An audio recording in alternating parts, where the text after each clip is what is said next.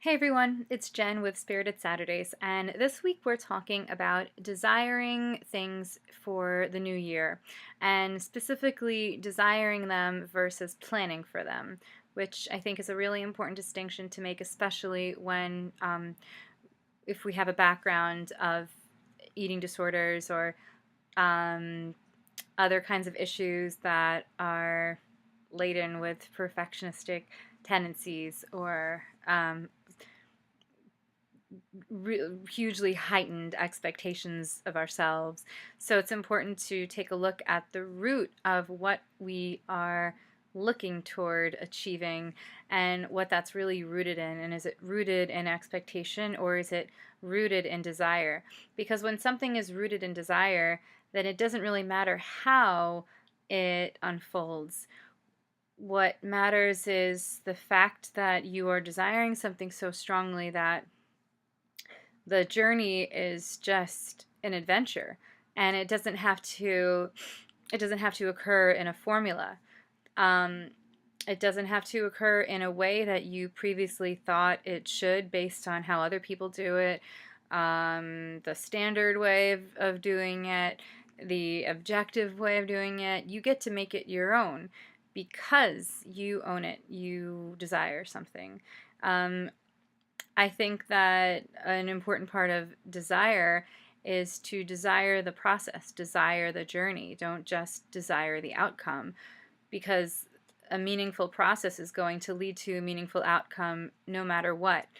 The outcome might not be what you had originally envisioned, but that's okay. It could be something even better. So don't let preconceived notions on what that outcome should be influence how um, how much credit you do or do not give yourself.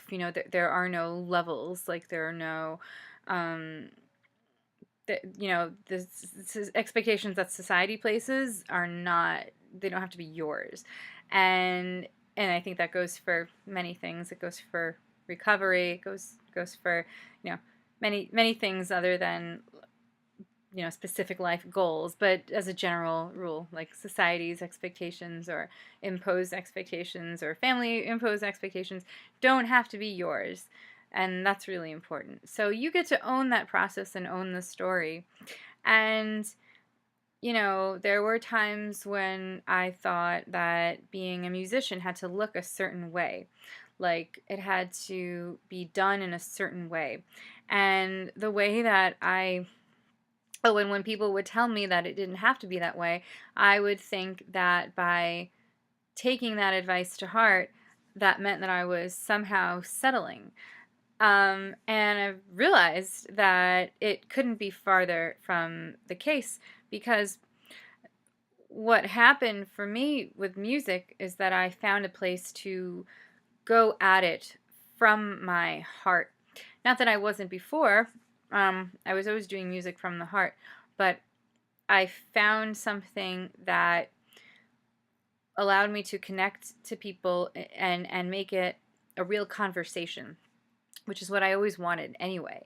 And so I'm taking an alternate route, and it doesn't matter if it leads to the same sort of success that I saw for myself when I was 14 years old, just because I don't necessarily have that same exact vision doesn't mean that I am settling for anything less. In fact, I think it means that I have actually broadened my horizons hugely and have opened myself up to so many more possibilities instead of insisting that I stay inside this box. And, there was a time when I thought the box was the best possible thing that could have happened. So, not to say that that didn't mean something, but I kind of see the box, and then I see all the area, or much more of the area that surrounds the box, and I want to pick from it all. So whatever, the process is for me with music that lies ahead, I know that it's absolutely true to my heart, to my message, to the people that I want to connect with, and um, and allows me to sustain myself um, financially, because I want to be independent because of music and writing and speaking and performing and recording. Like, that's always been my dream, but it is now kind of forming. It's like being sculpted into something. So I mean, certainly couldn't have seen this for myself when I was a teenager or whatever, because I hadn't had an eating disorder yet, and it just makes it all the more meaningful that I have been able to use the eating disorder um, for, to further inspire, kind of like mold it, transform it, so that's something, that's a desire that I have, that is currently taking shape in a way that I wouldn't have wanted to pay any mind to if someone suggested it to me years ago. Um, and I so appreciate it now, and I appreciate where my journey has taken me. And that's the thing about, when you are struggling with an eating disorder, you don't know what the process of struggling is currently creating for you, or what you are creating for yourself or for people around you, just by virtue of going through it. It could be the doorway to an incredible world on the other side, just because you're going through the trenches. And things that maybe other people who've never, I don't want to, if we all struggle with things, but maybe haven't experienced that kind of struggle on that deep of a level, can't necessarily appreciate, or maybe end up taking for granted. You ultimately get to feel that much more free when you get out of it and you get back to a state of what people would call status quo. You are not at status quo. You're so much more free than you ever could have imagined yourself being, because you don't take your freedom for granted. So it's so try to, what do you desire for yourself by virtue of the struggle? What do you desire to transform the struggle into? What kind of life do you want to create for yourself because you've struggled? Or how do you want to incorporate your struggle and all that you have learned and are learning from it into a greater life for yourself? How do you want to do that with your dreams? What is your desire?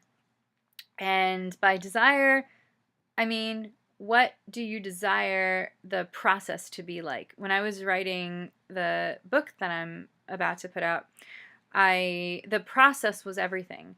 I adored and was so present with every single second of that process, that it was my entire heart, my entire life, like, or just such a, it's that being present with it was what ended up it ended up making it the end product that I wanted it to be, but it wasn't even about that while I was doing it. It couldn't have been more about the process, and which inadvertently allows the end product to be so true to you, and so deeply what you want it to be. So really, like, when they say trust the process, I know that's hard.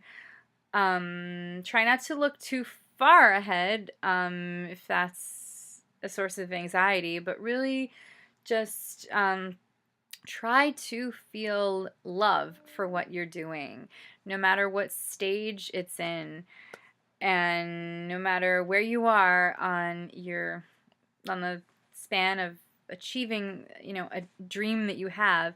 Try to fully engage yourself with whatever part of the process that you're in, and allow that to just be and take hold and spawn into something else. And don't commit yourself to one way of doing something. Understand, if you can, that there are so many ways, there are endless ways to approach the same thing, and none are better or worse than any other. And if you have a desire, then just go for it. go for it. Don't hold yourself back. Don't let fear hold you back. Don't resist it. Allow it and let it flourish. Let yourself flourish and be the person that you were born to be. All right. Have a great weekend. Talk to you next week. Bye.